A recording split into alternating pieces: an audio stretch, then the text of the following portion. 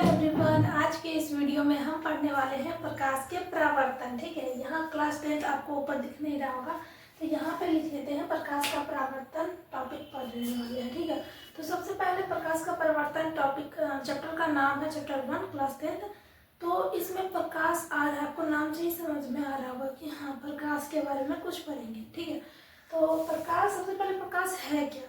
प्रकाश एक प्रकार की ऊर्जा है जिसकी सहायता से हम वस्तु को देख सकते हैं। यहाँ पे प्रकाश का डेफिनेशन लिखा हुआ है। तो देखिए, प्रकाश एक क्या है? ऊर्जा है। और देखिए, जब बिना हम अंधेरा में, अगर कोई बोलेगा आपको अंधेरा में आप देख सकते हैं, नहीं, हम अंधेरा में नहीं देख सकते। हमें आँख के साथ साथ प्रकाश की भी आवश्यकता पड़ती है किसी वस्तु को देखने के लिए। ठीक है, जैसे कि अभी प्रकाश जला, मतलब लाइट जलाए हुए हैं तभी बोर्ड दिख रहा है, वरना अंधेरा दिखता, धुंधला दिखता, बेकार दिखता। ठीक है, तो प्रकाश की उपस्थिति में हम किसी भी वस्तु को देखते हैं। कैसे देखते हैं? सबसे पहले तो प्रकाश जो है उस वस्तु से टकराकर हमारी आंखों तक पहुंचता है, तब हम वस्तु को देख पाते हैं। ठीक है, समझ में है? अब प्रकाश एक प्रकार की ऊर्जा है, तो ऊर्जा को समझेंगे। सबसे पहले ऊर्जा जिसकी मदद से हम कोई भी काम कर सकते हैं, जैसे कि हमारे हाथ में पेशियां ऊर्जा है। ठीक है, हम खाएं, हमारे पास एनर्जी है तो ऊर्जा भी है। तो हम इस आलू को उठा लिए, ऐसे उछाले, हमारे हाथ में पेशियां ऊर्जा है। ठीक है, बहते पानी में गतिज ऊर्जा होती है, जैसे पानी बह रहा है तो उसमें गतिज ऊर्जा प्रेजेंट होती है। अब समझेंगे प्रदीप्त वस्तुएं, अदीप्त वस्तुएं। कुछ वस्तुएं होती हैं प्रदीप्त वस्तुएं, हम कुछ, जैसे कि देखो सूर्य प्रकाश, सूर्य, तारा जो है वो सब क्या है? प्रदीप्त वस्तुएं। अदीप्त वस्तुएं कौन से हैं? चांद के पास अपनी रोशनी नहीं है। ठीक है, समझ में आया? चांद के पास वो सूर्य के मतलब सूर्य की उपस्थिति में, वो जब सूर्य की प्रकाश चांद पे पड़ता है तब वो चमकता है, तब आपको लगता है कि सूर्य मतलब लाइट करता है। सूर्य के पास अपना खुद का रोशनी नहीं है। ठीक है, समझ में आया? प्रदीप्त वस्तुएं, अदीप्त वस्तुएं समझ में आ गए। अब देखेंगे प्रकाश के कुछ गुण। प्रकाश के गुण, प्रकाश हमेशा जो है सरल रेखा में गमन करेगा। प्रकाश का भी ऐसा नहीं कि प्रकाश ये है। ठीक है, ये मान लीजिए टॉर्च बना लेते हैं एक, ये हमारा टॉर्च है। ठीक है, इससे प्रकाश निकलेगा तो ऐसा नहीं कि टॉर्च आप इधर जलाइएगा और प्रकाश ऐसे ऐसे करके आप पीछे चला जाएगा, या फिर ऐसे चला जाएगा, या ऐसे चला जाएगा। नहीं, ये प्रकाश हमेशा सीधी रेखा में गमन करता है, सीधी रेखा में। ठीक है, सरल एवं सीधी रेखा में गमन करता है प्रकाश। ठीक है, समझ में आया? ऐसे गमन करता है। अब इसको मिटा लेते हैं, समझ में आ गया। प्रकाश विद्युत, देखो प्रकाश विद्युत चुंबकीय तरंग है, इसीलिए इसे संचरण के लिए माध्यम की आवश्यकता नहीं पड़ती है। सबसे ज्यादा प्रकाश की चाल कहाँ होती है? प्रकाश की चाल समझेंगे यहाँ पे। प्रकाश की चाल सबसे अधिक निर्वात में होती है। निर्वात में जहाँ कुछ नहीं रहता, खाली हवा भी नहीं रहता, कुछ भी, ऑक्सीजन कुछ भी नहीं। ठीक है, उसको निर्वात बोलते हैं। सबसे ज्यादा निर्वात में, उसके बाद गैस में, फिर द्रव्य में, उसके बाद ठोस में। समझ में आया? इतना क्लियर है? यह टॉपिक लिख लीजिए, उसके बाद लिख के लाते हैं। अब यहाँ पे देखेंगे दो टॉपिक हमने प्रकाश क्या गुण के देख लिए थे। अब ये तीसरा टॉपिक है, ये लिख लीजिएगा। ठीक है, प्रकाश अपारदर्शी वस्तुओं की तीक्ष्ण जो है छाया बनाता है। अब ये दूसरा टॉपिक है, ये दूसरा टॉपिक है। ठीक है, प्रकाश की चाल निर्वात में सबसे अधिक होती है, हमने समझाया था। सबसे ज्यादा निर्वात में होगी, उसके बाद गैस में, उसके बाद द्रव्य में, उसके बाद ठोस में। ठीक है, और सबसे ज्यादा निर्वात में कितनी होगी? तो 3 × 10⁸ प्रति मीटर सेकेंड। ठीक है, ये लिख लीजिएगा, ये बहुत ही इम्पोर्टेंट है।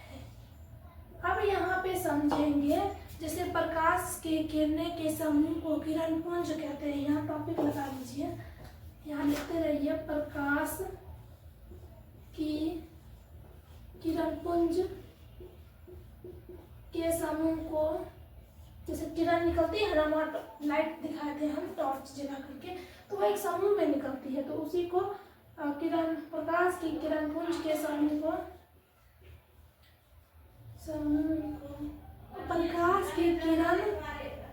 प्रकाश की किरण के समूह को किरण पुंज कहते हैं। ठीक है, किरण पुंज कहते हैं। अब किरण पुंज कितने प्रकार की होती है? तो ये 3 प्रकार के होते हैं, 3 प्रकार के, 3 प्रकार के होते हैं। ठीक है, प्रकाश की किरण के समूह को किरण पुंज कहते हैं और ये 3 प्रकार के होते हैं। यहाँ पे हमने लिखा 3 प्रकार के होते हैं, रेड नोट पे हमने लिख देते हैं। कौन कौन से होते हैं? एक समान, अभी अपसारी किरण पुंज, अपसारी, यहाँ पे ही समझते जाएंगे। ठीक है, उसके बाद आगे बढ़ेंगे। अपसारी किरण पुंज क्या है? लिख लीजिए पहले दूसरा, तो अच्छा रहेगा ना। तो अपसारी, दूसरा समांतर, समांतर अपसारी किरण पुंज और समांतर किरण पुंज, अभिसारी किरण पुंज तीसरा।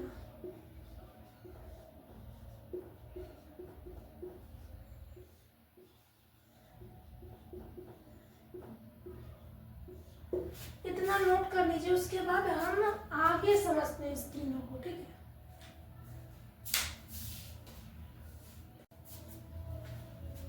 यहीं पे समझ लेते हैं कि अपसारी किरण पुंज क्या है, समांतर यहाँ पे जगह है। ठीक है, अपसारी किरण पुंज क्या है आपको यहाँ दिख रहा होगा, एक मिनट देख लेते हैं। हाँ, दिख तो रहा है, यहाँ पे आसानी से दिख रहा है। तो यहाँ अपसारी किरण पुंज क्या है? अपसारी किरण पुंज एक बिंदु से निकल कर अलग अलग दिशा में जाएगी। ठीक है, तो इसको बोलते हैं अपसारी किरण पुंज। और ये समांतर किरण पुंज अनंत तक जाएगी, ये समांतर सीधी रेखा में जाती है। ठीक है, इसको बोलते हैं समांतर किरण पुंज। और क्या होगा अपसारी किरण पुंज में? ये प्रकाश, अलग अलग प्रकाश जाके एक ही बिंदु पर मिलेगी। जैसे यहाँ से जा रही है, यहाँ से एक ही बिंदु पर मिल रही है, प्रतीत होती है। ठीक है, तो समझ में आया अपसारी किरण पुंज, समांतर किरण पुंज, अपसारी किरण पुंज। अब 3 टॉपिक और समझेंगे, पारदर्शी, अपारदर्शी और पारभासी में अंतर, मतलब वही देखेंगे, समझेंगे कि क्या होता है। पारदर्शी ऐसा किरण पुंज, पहले नोट कर लीजिए। अब यहाँ पे समझेंगे पारदर्शी, पारभासी और अपारदर्शी। यहाँ पे नोट करिए आप। सबसे पहला समझेंगे पारदर्शी, ट्रांसपेरेंट पार। ये क्या होता है? ये वैसे पदार्थ जो प्रकाश आसानी से जाने आने देते हैं। ठीक है, इधर से उधर दिखाई देता है, वे पदार्थ जो प्रकाश को आसानी से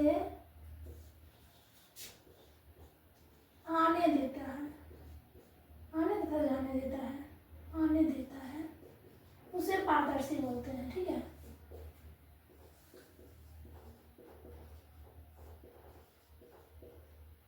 कहते हैं। यहाँ पे देखिए एग्जाम्पल में आ जाएगा कांच, पानी, हवा। एग्जाम्पल में कांच, पानी, हवा, ईटीसी इत्यादि। ठीक है, अब पारभासी क्या है? यहाँ पे पारभासी वैसे पदार्थ जो कुछ ही प्रकाश को, कुछ ही मतलब कण को आने जाने देते हैं। ठीक है, वे पदार्थ जो कुछ ही प्रकाश को जाने देते हैं, आने देते हैं, जाने देते हैं।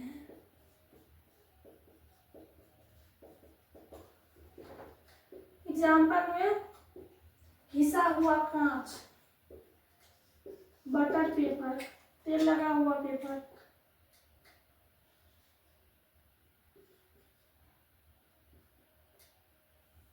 घिसा कांच, बटर पेपर और तेल लगा हुआ पेपर। और ETC, ठीक है, समझ में है। अब समझिए अपारदर्शी, अपारदर्शी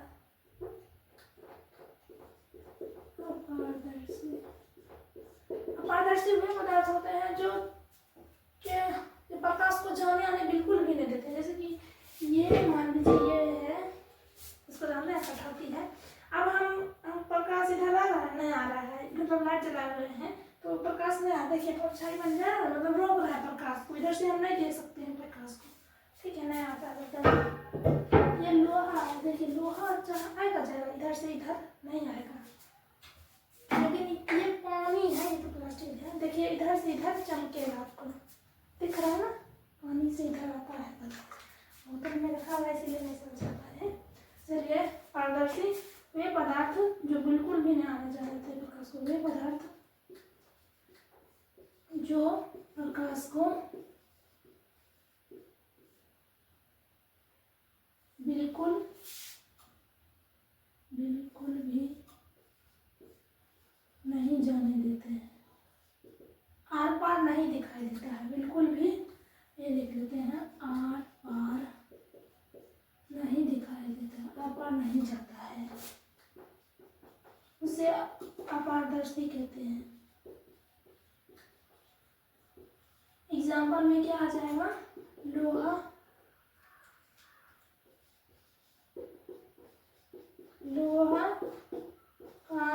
कांच में होगा लोहा, लकड़ी, प्लास्टिक,